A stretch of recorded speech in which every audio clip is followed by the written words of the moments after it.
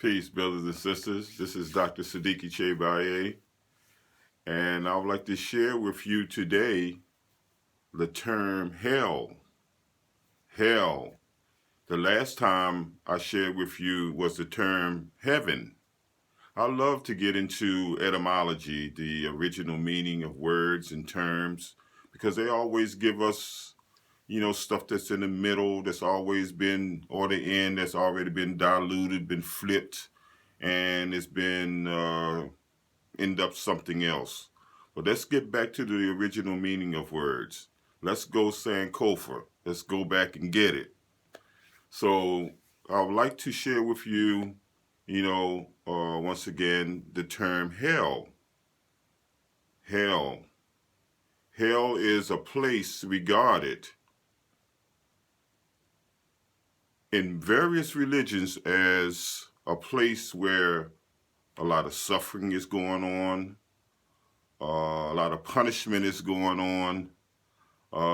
It's a place for unrepentant sinners and doubters and people who just refuse to do the right thing. And this is a place after you pass on, mind you.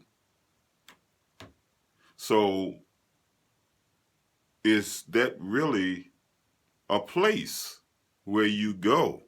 Because nobody never left and came back and told us anything. So is hell really a place? Afterlife. Now I'm going to share with you how hell can be right here, right now. You don't have to wait. Because hell can be, if you can't pay your bills, things are not going right in your life, you're in a hell of a situation.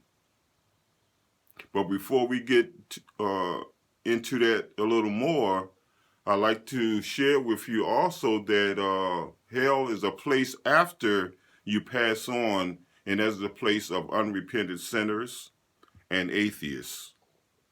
This is a place where you go after judgment.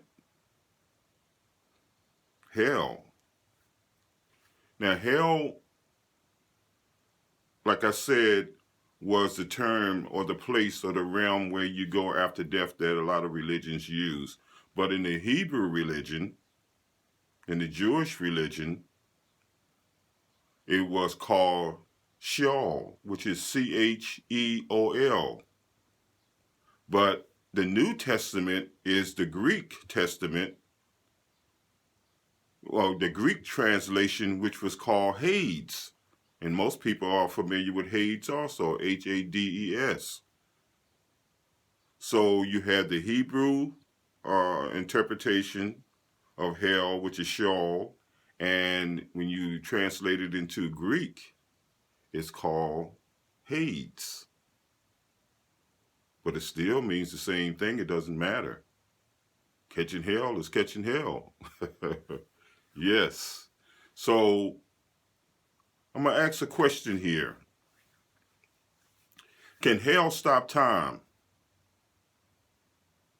Can hell stop time? And my take on it is yes, especially if you're stuck. When you're stuck, you're in hell. Because one thing about life is constantly moving. And when you're stuck, you're in a hell of a situation. So we must do all we can to keep things moving. Once you have accomplished one thing, move to the next, to elevate yourself, to go to the next level, to go to this heavenly state of mind. Now, also, I said that heaven was a state of mind, a state of being, and a state of existence. And so is hell. Hell is a state of mind, a state of being, and a state of existence. Like I said before, if I can't pay my bills, if I'm stuck with this person who is not right,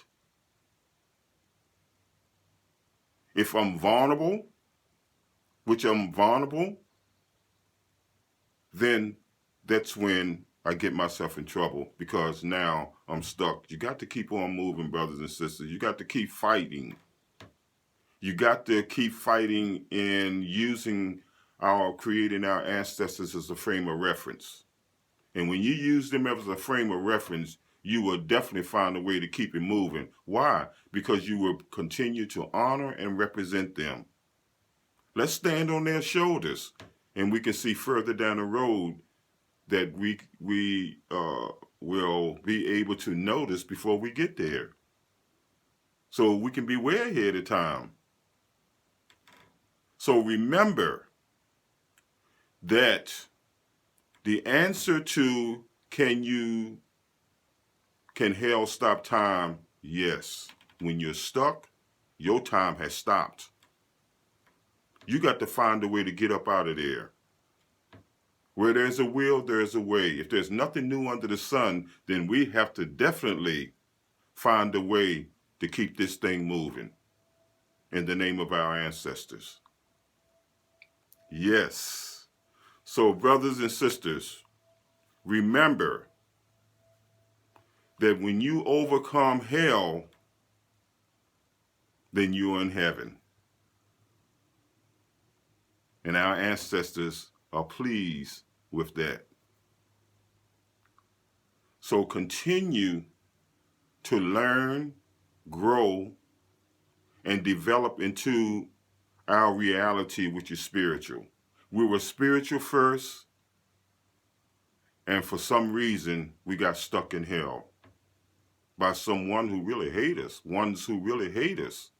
But that's all right, because they should be used as a motivation to step up to another level towards heaven. So I pray that the raw food for thought that I'm giving you will cause you to continue on to learn, to grow, to elevate to a level that you've never been. Because learning will take you into areas that you've never been. And I believe that's what people are afraid of, what they're not familiar with. But how can you transform if you don't go to areas and levels that you've never been? Don't be afraid. Don't be afraid. Build the courage of our ancestors. Give them a reason to be there for us, to lead, guide, direct, and protect us along the way. They want the best for us. And because I understand that, I'm going to do all I can to honor and represent. And I pray that you would do the same. Remember, brothers and sisters, that heaven and hell is a state of mind, a state of being, and a state of existence. No one has gone, passed on, and came back and told us nothing. Don't go for the okie doke. Don't go for the ropey dope. So always remember that there's always room for better. What's better than better? Better.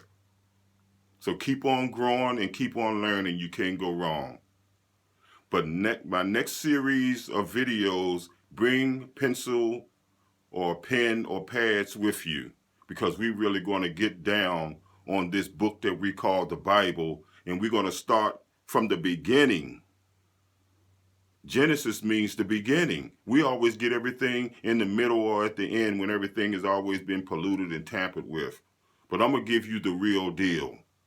And the ancestors has blessed me with the ability to interpret things, to bring some light into the darkness so that you can see what's going on. So with that in mind, my brothers and sisters, you continue to stay strong and keep your faith where it belongs. And do your best and let God do the rest. You got to know when to hold and know when to fold. Keep your lights on and keep them bright at all times. Raw food for thought, love, and respect. Peace.